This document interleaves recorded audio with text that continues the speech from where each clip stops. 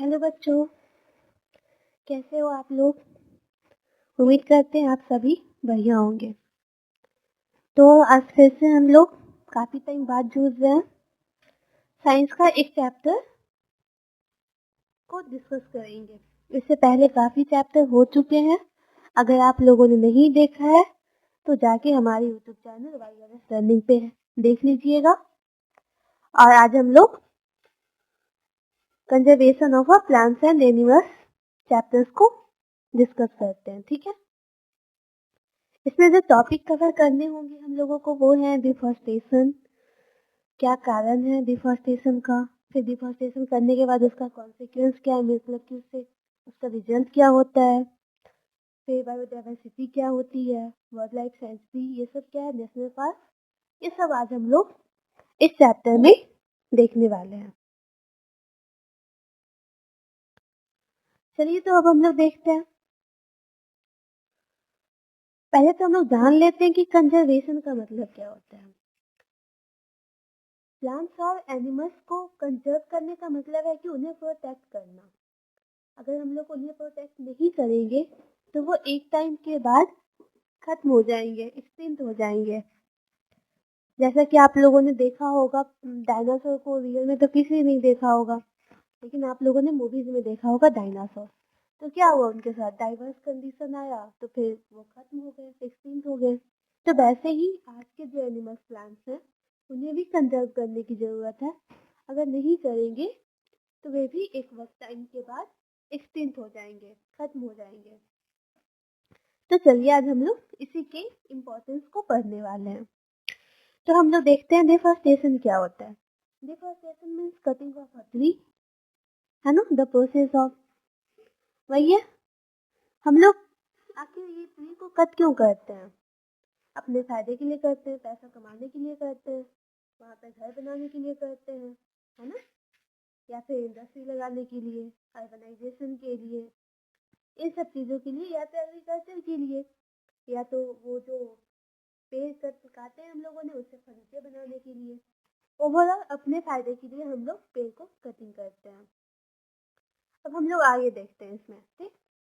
तो इस ये कट करने से कंसिक्वेंस ऑफ डिफॉरेस्टेशन, इससे होता क्या है? तो increase in the level of carbon dioxide in atmosphere which leads to a global warming. तो ये डिफॉरेस्टेशन से ये कार्बन डाइऑक्साइड जो गैस है वो इंक्रीज हो जाता है एटमॉस्फेयर में, जिसकी वजह से ग्लोबल वार्मिंग होती है, इतनी गर्मी हो जाती है। इसलिए कहा जाता है ना, अगर गर्मी को कम करना है तो प्लांटेशन करनी होगी। फिर आगे क्या है, फिर ये ग्राउंड वाटर लेवल्स में भी कमी हो जाएगी, क्योंकि वहाँ पे अगर ट्री नहीं रहेगा तो जो पानी है वो सॉइल जो होता है, पानी का ये क्या कहते हैं उसको, हाँ, तो सॉइल जो होता है वो पानी को होल्ड करके रखता है, जिससे कि वो धीरे धीरे ऑब्जर्व होके ना ग्राउंड वाटर बनता है। लेकिन अगर ये पेड़ ही नहीं रहेगा तो सॉइल को होल्ड कौन करेगा? तो पेड़ जो होता है वो अपने जड़ से सॉइल को होल्ड करके रखता है, तो उसमें भी कमी हो जाएगी।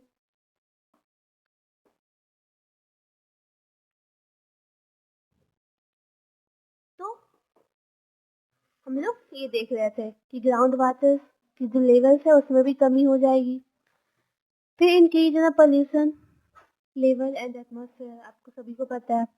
Decrease in infertility of a soil and amount of a rainfall. अगर ऐसा कहा जाता है ना कि जहाँ पे बहुत सारे पेड़ पौधे नहीं है वहाँ पे बारिश होती ही नहीं है। जैसे आप एग्जाम्पल ले लो राजस्थान का, वहाँ पे डेजर्ट है। तो डेजर्ट क्यों है? क्योंकि वहाँ पे बारिश नहीं हो रही है। बारिश ना होने का रीजन है कि वहाँ पे पेड़ पौधे भी नहीं है। तो रेनफॉल में भी कमी हो जाएगी अगर पेड़ पौधे नहीं होंगे तो।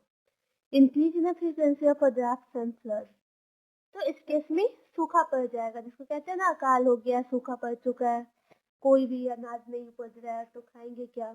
तो सारी चीजें में, और फ्लड भी आने की, वो फ्लड भी आ सकते हैं क्योंकि सॉइल तो रहेगी नहीं। सॉइल को जो पेड़ होता है ना वो सॉइल को होल्ड करके रखता है अपने जड़ से। और तो वो जो होता है फ्लड को भी रोकने में हेल्प करता है। लेकिन अगर पेड़ रहेंगे ही नहीं तो फ्लड आने की संभावना, फिर ये ड्राफ्ट हो जाना, सूखा पड़ जाना, ये सारे उसके रिजल्ट है डिफॉरेस्टेशन के। फिर डेजर्टिफिकेशन क्या होता है? Conversion of a fertile land into a desert. मतलब जहाँ पे पहले जो उपजाऊ भूमि थी, फर्टिलाइज लैंड थी, मतलब जहाँ पे हम लोग खेती कर सकते थे, वो अब डेजर्ट में कन्वर्ट हो चुका है। उसको हम लोग कहते हैं डेजर्टिफिकेशन। अब हम लोग देखते हैं बायोडाइवर्सिटी। ठीक है, कि बायोडाइवर्सिटी होती क्या है। तो biodiversity is species richness of the biosphere. It is defined as the number and variety of a life forms such as the plants, animals, and microorganisms in an area. हाँ, तो हम लोग देख रहे थे कि बायोडाइवर्सिटी क्या होती है। तो it is defined as the number and variety of a life form such as plants, animals, microorganisms in an area. जहाँ पे कि plants, animals, microorganisms एक जगह पे रहते हैं, उसे हम लोग बायोडाइवर्सिटी कहते हैं। ठीक है, it supports all the essential living resources such as wildlife, fisheries and forests. Forests help in maintaining the delicate balance of our nature. आपको बताया ही कि फॉरेस्ट जो होता है वो हम बहुत जरूरी है, नेचर के बैलेंस को बनाए रखता है। Animals living in a forest are called wild animals. जो एनिमल्स फॉरेस्ट में रहते हैं उन्हें हम लोग वाइल्ड एनिमल्स कहते हैं। And the plant found in a particular area are known as a flora of that area. तो हम आगे देखते हैं। ठीक है,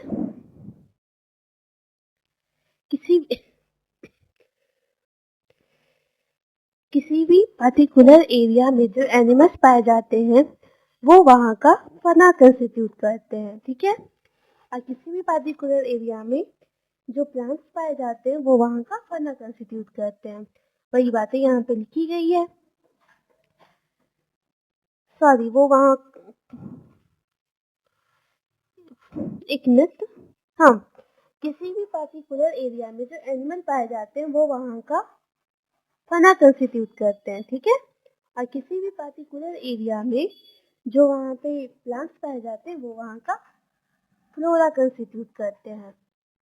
वही बातें यहाँ पे लिखी गई है। The plants found in a particular area are known as the flora of that area and the animal found in a particular area constitute fauna of that area.